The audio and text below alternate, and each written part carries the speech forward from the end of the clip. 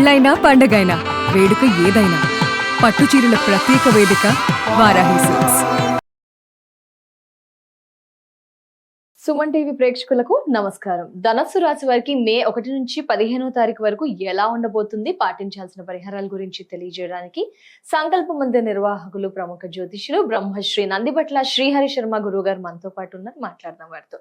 గురువు గారు నమస్కారం. గురువు గారు, వాగర్థావివ సంపృక్తౌ వాగర్థ ప్రతిపత్తయే జగతః పితరౌ వందే పార్వతీ పరమేశ్వరౌ ఆదిత్యాయ చ సోమాయ మంగళాయ బుధాయ చ గురు శుక్ర శనిభ్యశ్చరాహవే కేతవే నమః. శృంగేరి జగద్గురు పీఠాధిపతులకి, కంచి పీఠాధిపతులకి నమస్కారములు తెలియచేసుకుంటూ కార్యక్రమాన్ని ప్రారంభిద్దాం. గురుగారు, మరి ధనస్సు రాశి వారికి మే 15 రోజుల పాటు మొదటి రోజులు ఎలా ఉండబోతున్నాయి? 1 నుంచి 15. మూలా నక్షత్రం మొదటి 4 పాదాలు, పూర్వాషాఢ నక్షత్రం 4 పాదాలు, ఉత్తరాషాఢ నక్షత్రం 1వ పాదంలో జన్మించినటువంటి వాళ్ళు ఈ యొక్క ధనుస్సు రాశి వారికి చెందిన వారిగా గుర్తిస్తారు. గమనించుకున్నట్లయితే కుంభరాశిలో 3వ స్థానముందు రాహువు, మీనరాశిలో 4వ స్థానముందు శని కుజులు, మేషరాశిలో 5వ స్థానముందు రవి బుధులు, అలాగే వృషభ రాశిలో 6వ స్థానముందు శుక్రుడు, 7వ స్థానములో మిథున రాశిలో గురువు, 9వ స్థానములో ఈ యొక్క కేతుగ్రహము సింహరాశిలో సంచారం చేస్తున్నారు. గమనించుకున్నట్లయితే రాశినాథుడైనటువంటి గురువు సంపూర్ణమైనటువంటి అనుగ్రహాన్ని, బలాన్ని కలగచేస్తున్నాడు. ఏ పని యందు అయినప్పటికీ కూడాను అనుకూలత, ఈ యొక్క పెద్దల యొక్క సహాయ సహకారాలు, ధనపరమైనటువంటి సమస్యలు తీర్చడము, ఇవన్నీ కూడా గురువు కంట్రోల్లో అన్ని విధాలుగా ధనుసు రాశి వారిని ఆదుకుంటాడు. రాహు కూడా సాహసోపేతమైనటువంటి నిర్ణయాలు, ఏదైనా కానీ ముందడుగు వేసి ధైర్యంతో ఆ ప్రయత్నాన్ని ప్రారంభించడం, ఇవన్నీ కూడాను రాహుగ్రహ ప్రభావం వల్ల కలుగుతాయి. ఎటొచ్చి మిగతా గ్రహాలు అనుకూలంగా లేకపోవడం, ఏ గ్రహాలు, రవి అనుకూలంగా లేడు, బుధుడు అనుకూలంగా లేడు, అంటే బుధుడు సామాన్యమైనటువంటి స్థితి, బుధుడు యొక్క స్థితి కూడా, అలాగే శుక్రుడు కూడా అనుకూలంగా లేడు, శని కుజులు కూడాను అనుకూలంగా లేరు. అంటే ఎలాగో ధనుసు రాశి వారికి అర్ధాష్టమ శని దోష ప్రభావము ఉన్నది, ఇది కన్ఫామ్.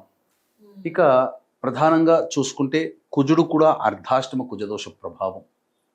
అంటే ఈ శని కుజులు ఇద్దరు కూడా అర్ధాష్టమ దోషాన్ని కలగచేస్తూ చేసే ప్రయత్నంలో ఆటంకాల్ని సూచిస్తున్నారు. కాబట్టి ఇక్కడ ఆటంకాలు ఉన్నప్పుడు, గురువు అనుకూలత సూచిస్తున్నప్పుడు ఏం చేయాలి? ధనుసు రాశిలో జన్మించినటువంటి వాళ్ళు మే 1 నుంచి 15వ తారీఖు వరకు పెద్దల యొక్క ఆలోచనలతో ముందడుగు వేస్తే ఈ ఆటంకాలు నివారణ అవుతాయి. తమ సొంత నిర్ణయంతో ముందడుగు వేస్తే ఆటంకాలు ఖచ్చితంగా ఉంటాయి. పెద్దల సహకారము, గురువు అంటే ఎవరు? పెద్దలు లేదా దైవం. దైవానికి విన్నవించుకొని దైవానుగ్రహాన్ని పొంది ప్రయత్నం చేస్తే శని కుజుల యొక్క ప్రభావం చాలా మటుకు తగ్గింపబడుతుంది. ఇది ప్రధానంగా చెప్పబడినటువంటిది. ముఖ్యంగా ఈ 15వ తారీఖు వరకు కూడా అర్ధాష్టమ కుజదోష ప్రభావం, శని ప్రభావం కూడా ఉన్నటువంటి కారణం చేత వాహనాన్ని నడిపేటప్పుడు ఈ ధనుసు రాశిలో జన్మించిన వాళ్ళు జాగ్రత్త పడాలి, ఇది చెప్పబడి ఉంది. ఇక రవి ఎలాగో అనుకూలంగా లేడు, బుధుడు అనుకూలంగా లేడు. ఈ కారణం చేత జరిగేటువంటిది ఏంటి? ముఖ్యంగా ఇన్వెస్ట్మెంట్స్, స్టాక్స్లలో కూడా, లేదా ఎవరికైనా డబ్బులు అప్పులు ఇచ్చినా ఇట్లాంటివన్నీ కూడాను పనికి రావు, ధన నష్టము జరుగుతుంది. ధనముతో కూడుకొని ఏదైతే పెట్టుబడులు పెడతారో, ఏదైతే వ్యాపారం చేయాలని అనుకుంటారో అవన్నీ కూడాను అనుకున్న విధంగా సాగవు. రవి ఉద్యోగస్తులకి కాస్త భయాందోళన కలగజేస్తాడు. అంటే భయాందోళన అంటే ఏంటి? ఏదో చెయ్యని తప్పులకి కూడా శిక్షలు పడడం, అధికారుల యొక్క ఆగ్రహానికి గురవ్వడం, కాస్త పరధ్యాసగా ఉండి పనులలో చేసే ఉద్యోగంలో కాన్సన్ట్రేషన్తో వర్క్ చేయరు.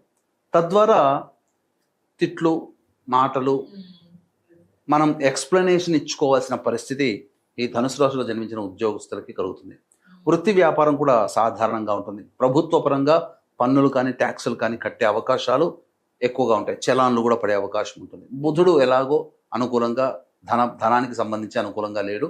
ఆలోచించి చేసి, బుద్ధిని పెట్టి ఆలోచించి చేసే ఇన్వెస్ట్మెంట్స్ కూడా, ఇవన్నీ కూడాను మనం అనుకున్నది ఒకటైతే జరిగేది ఇంకొకటిగా ఉంటుంది. ఇక శుక్రుడు కూడా అనుకూలంగా లేడమ్మా. ఈ కారణం చేత ఇక్కడ ధనుసు రాశిలో జన్మించినటువంటి వాళ్ళు కాస్త జాగ్రత్తలు పాటించాలి. సంబంధ బాంధవ్యాలలో, ప్రేమికుల మధ్య కావచ్చు, దంపతుల మధ్య కావచ్చు, వ్యాపార భాగస్వాముల మధ్య కావచ్చు, లేదా మనం ఒక పని ఎవరితో కలిసి పని చేస్తుంటామో వాళ్ళతో అనవసరమైనటువంటి గ్యాప్ కానీ వివాదాలు కానీ వచ్చే అవకాశం ఉంటుంది. కాబట్టి ముఖ్యంగా స్త్రీలతో జాగ్రత్తలు పాటించాలి. కేతు ఎలాగో అనుకూలంగా లేడు, సాధారణమైనటువంటి పరిస్థితులు కలుగుతాయి, అనూహ్యముగా సమస్యలు వస్తాయి. ఈ శని కుజులే ఇబ్బంది పెడుతున్నారంటే కేతువు కూడా దానికి తోడవుతాడు. ఒక రాహువు గురువు తప్ప మిగతా ఏ గ్రహాలు కూడా ఈ యొక్క ధనుస్సు రాశిలో జన్మించినటువంటి వారికి అనుకూలముగా లేదు. విద్యార్థులకి కష్టపడినటువంటి తగ్గట్టుగా ఫలితం లభిస్తుంది. మంచి ఉత్తీర్ణత శాతంతో పాస్ అవుతారు. కోరుకున్న చోట కళాశాలలో ప్రవేశం లభిస్తుంది. అలాగే వివాహం కాని అబ్బాయిలకి అమ్మాయిలకి సంబంధాలు కుదిరే అవకాశాలు బాగుంటాయి. నిజాయితీగా ప్రయత్నం చేయవచ్చు. సంతానం కోసం ఎదురు చూసేటువంటి వ్యక్తులు ప్రధానంగా ఆరోగ్యం పట్ల శ్రద్ధ వహించాలి. సంతానవంతులు అవుతారని చెప్పవచ్చు. అన్ని విధాలుగా బాగుంటుంది. స్త్రీలకి కూడా చాలా చక్కగా ఉంటుంది. ఏతావాత దైవానుగ్రహం ఉంటే ఇంకా చాలా సమస్యల నుంచి బయటపడతారు. అందుకనే మన కులదైవము, కొలిచేటువంటి విశ్వసించేటువంటి నమ్ముకున్న దైవం సదా ఈ ధనుసు రాశి వాళ్ళని రక్షించాలని మనస్ఫూర్తిగా కోరుకుంటున్నానమ్మా. అంతేకాకుండా దైవానుగ్రహం ఉంటే ఇంతకుముందు చెప్పినట్టుగా అన్ని సమస్యల నుంచి కూడా బయటపడవచ్చు. కాబట్టి ఇటు దైవానుగ్రహం అందరికీ అందించాలనేటువంటి ఒక సదుద్దేశంతో మే 1వ తారీఖు వైశాఖ పౌర్ణమి, మే 12 హనుమత్ జయంతి సందర్భంగా మన పీఠం ఆధ్వర్యంలో జాతకరీత్యా కలుగు విద్య, వివాహ, ఉద్యోగ, దాంపత్య, అనారోగ్య సమస్యల నివారణకి, అలాగే మేష, మిథున, కర్కాటక, సింహ, కన్య, వృశ్చిక, ధనుసు, కుంభ, మీన రాశిలో జన్మించిన వారికి శనిదోష నివారణ పూజలు, సర్వదోష నివారణ పూజల హోమాలు జరిపించి శక్తిపాతం చేసినటువంటి కరుంగలి మాల ఇవ్వడం జరుగుతుంది. ఇది మొదటి 50 మంది భక్తులకి నమోదు చేసుకున్న వాళ్ళకి ఇవ్వడం జరుగుతుందమ్మా. ఈ యొక్క 1 మరియు 12వ తారీఖు జరిగే కార్యక్రమంలో సాయంకాలం 6 గంటలకు ప్రారంభమవుతుంది. కాబట్టి 5 గంటల లోపల గోత్రనామాలు నమోదు చేసుకోవచ్చు.